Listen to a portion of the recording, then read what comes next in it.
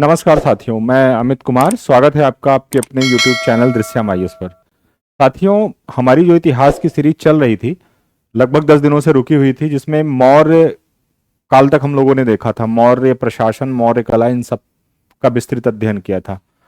अब उस सीरीज को फिर से मैं आगे बढ़ा रहा हूँ।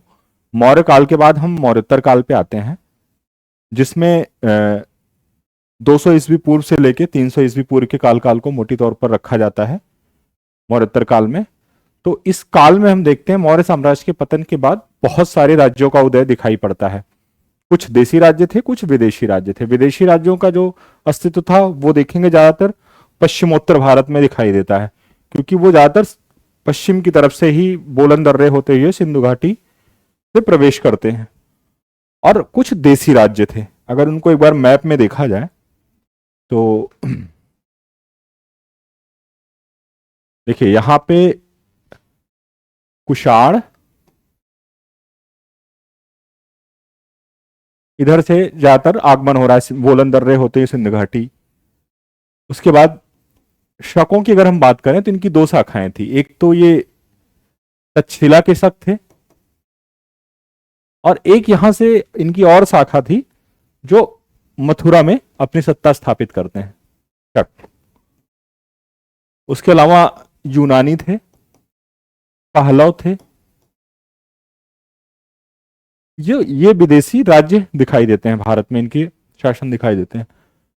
इसके अलावा अगर हम भारतीय शासकों, भारतीय राज्यों की बात करें तो ये जो आप देख रहे हैं ऊपरी दक्कन का क्षेत्र, आंध्र का क्षेत्र इसमें शामिल था।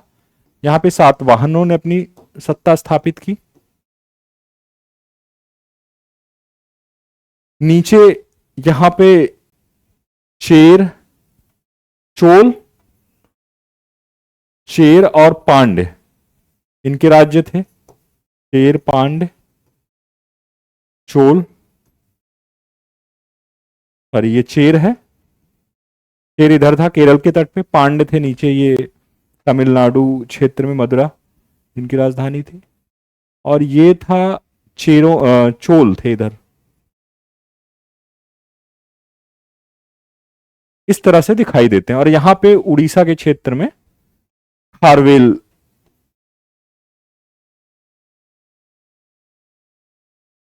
का शासन था, ठीक, चेद राजवंश का।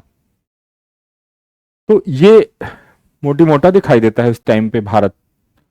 अब इन राजवंशों को एक एक करके हम लोग देख लेते हैं, जिनसे प्रश्न बनते हैं प्रारंभिक परीक्षा वगैरह में। और कुछ इनके आर्ट एंड कल्चर से संबंधित भी जो प्रश्न बनते हैं उनको भी कोशिश करूंगा वो भी कवर हो जाए। इनकी कला, संस्कृति, इन सबको भी देखते हुए चलेंगे। तो सबसे पहले शुंग डायनेस्टी को देखते हैं। शुंग डायनेस्टी, इसे देखते हैं सबसे पहले।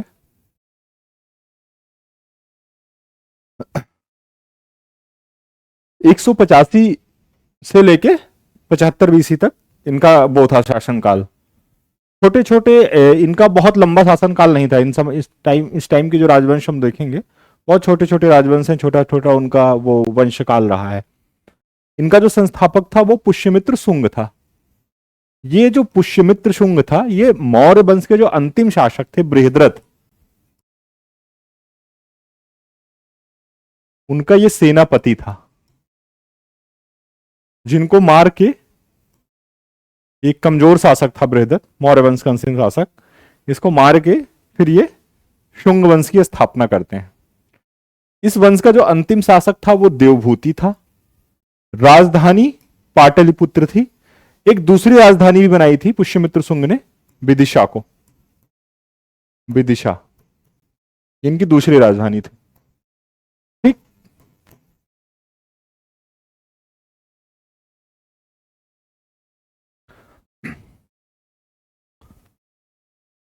इनके इतिहास के जो स्रोत हैं जानने के, शुंग वंश के इतिहास को, तो इनको हम दो भागों में बांट सकते हैं, एक साहित्यिक स्रोत और एक पुरातात्विक स्रोत। साहित्यिक स्रोत में पतंजलि का महाभाष्य, पतंजलि जो थे ये इसके दरबार में थे, पुष्यमित्र शुंग के। इन्होंने जो महाभाष्य लिखी है उससे पता चलता है कि इनके टाइम पे यवन आक्रमण हुआ था। यवन आक्रमण का उल्लेख करते हैं, जिसको कि पुष्यमित्र शुंग के ही काल में अग्निमित्र और उनके लड़के वसुमित्र ने मुख्य तौर पर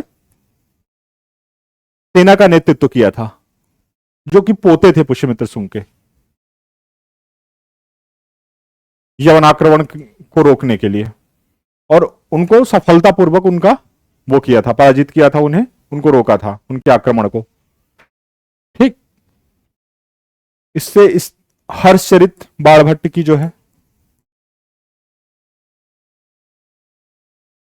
उससे भी इनके इतिहास के बारे में पता चलता है, बाणभट्ट के हर्षचरित से भी। ये एक ज्योतिष ग्रंथ है, गार्गी संहिता जो है ज्योतिष ग्रंथ है, परंतु इसमें भी यवन आक्रमण का उल्लेख हुआ है, गार्गी संहिता में भी। ठीक, दिव्यावदान ये एक बौद्ध ग्रंथ है, ये बौद्ध ग्रंथ है। और एक इंटरेस्टिंग बात यह है इसमें कि जो पुष्यमित्र हैं, पुष्यमित्र को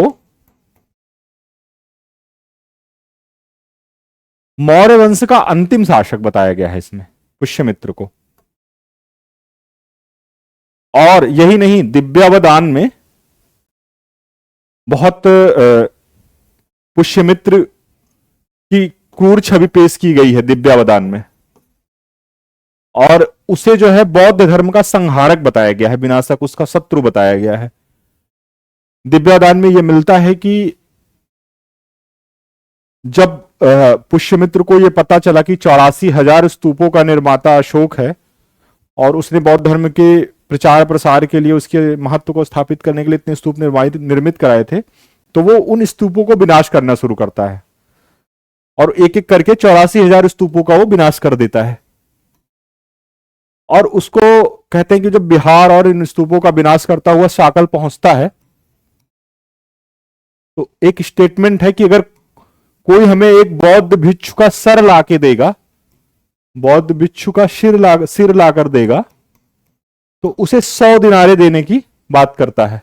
100 दिनार, ये स्टेटमेंट पूछा गया है। ये पुष्यमित्र शुंग का है, दिव्यावदान में इसका उल्लेख है। इससे बहुत ही असहिष्णु छवि धार्मिक रूप से प्रस्तुत हो रही है। इसके बारे में इतिहासकारों का बहुत सारा तर्क है, क्योंकि वो जब पुष्यमित्र शुंग जो है ब्राह्मण धर्म की स्थापना करता है, क्योंकि अब ब्राह्मण धर्म की स्थापना की वजह से जो बौद्ध थे वो बहुत नाराज थे, और इसलिए बौद्ध ग्रंथों में इस तरह का वर्णन मिलता है। परंतु अगर हम उसके धार्मिक नीतियों को देखें, धार्मिक अन्य कार्यों को देखें पुष्यमित्र शुंग के, जिससे उसकी धार्मिक नीतियां इसकी विपरीत छवि दिखाई देती हैं। जैसे अगर सांची और भराहुत स्तूप, जिसको अशोक ने बनवाया था, भराहुत स्तूप जिनको अशोक ने बनवाया था, इन दोनों स्तूपों की जो वेदिका थी, वेदिका होती थी ना, जैसे ये स्तूप हो गया,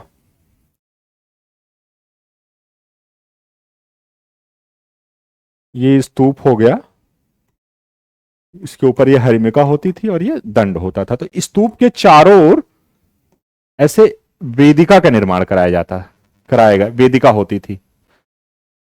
ठीक, ये स्तूप के चारों ओर होती थी। तो ये काष्ठ और ईंटों की बनी थी, काष्ठ और ईंटों की बनी थी, जिसको कि पुष्यमित्र ने इसमें उसने पत्थर जड़ित कर दिया था इसको।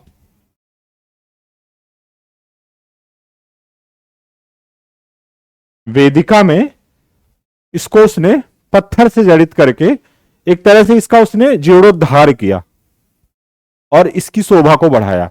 तो ये जो उदाहरण है उसकी जो धार्मिक असहिष्णुता की छवि है उसके विपरीत है। तो इससे यह स्पष्ट हो जाता है कि पुष्यमित्र शुंग भले ही उसने ब्राह्मण धर्म की स्थापना की, उसका पुनरुत्थान किया, परंतु उसने अन्य धर्मों के प्रति असहिष्णुता की नीति का पालन नहीं किया। उसने बौद्ध धर्म को भी संरक्षण दिया। यह उदाहरण इसको सिद्ध करने के लिए पर्याप्त है। अब इतिहासकारों में अलग अलग मत है, जैसे GR शर्मा है प्रयाग यूनिवर्सिटी के, उनका कहना है कि जो कुटाराम विहार है उसको जलाने का जो साक्ष्य जो उसके जलने के जो प्रमाण है उनसे ये सिद्ध होता है कि उसको पुष्यमित्र शुंग ने ही जलाया था। परंतु जो सर्वमान्य मत है वो यही है कि इन वेदिकाओं का वो निर्माण कराया था और इस पे पत्थर जड़ित वेदिका का निर्माण कराया था, तो इससे उसकी एक धार्मिक सहिष्णुता की छवि दिखाई देती है। ठीक,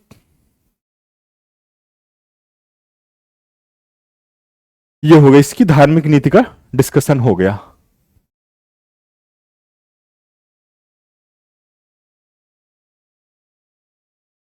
ठीक है, इस वंश का जो चौथा शासक था वो वसुमित्र था। शुंग वंश का जो चौथा शासक था वो वसुमित्र था। वसुमित्र के नेतृत्व में ही शुंग सेना ने यवनों को पराजित किया। ये फैक्ट मैंने अभी पहले ही डिस्कस कर दिया। उस टाइम पे पुष्यमित्र के जो बेटे थे अग्निमित्र, जिनका लड़का था वसुमित्र, अग्निमित्र जो है वो विदिशा के राज्यपाल थे।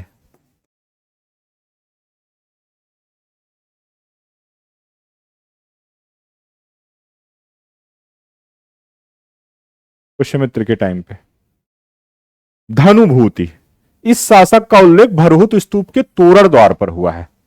यह प्रश्न आया है कि भरहुत स्तूप के तोरण द्वार पर किसका उल्लेख हुआ है, तो धनुभूति का हुआ है। ठीक, भागभद्र ये इस वंश के 9वें शासक थे।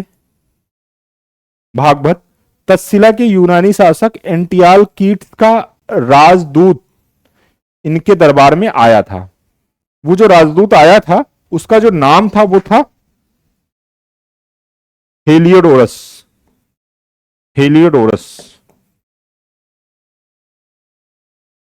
ठीक, ये आया था। तक्षशिला की यूनानी शासक एंटियाल का कीट्स का राजदूत हेलियोडोरस इनके दरबार में आया था, भागभद्र के दरबार में, जो कि शुंग वंश के 9वें शासक थे। बहुत बार ये पूछा गया है। अब ये करते क्या हैं आके, किस वजह से इनकी चर्चा होती है, ये भी जान लेते हैं। इन्होंने भागवत धर्म ग्रहण कर लिया, हेलियोडोरस ने।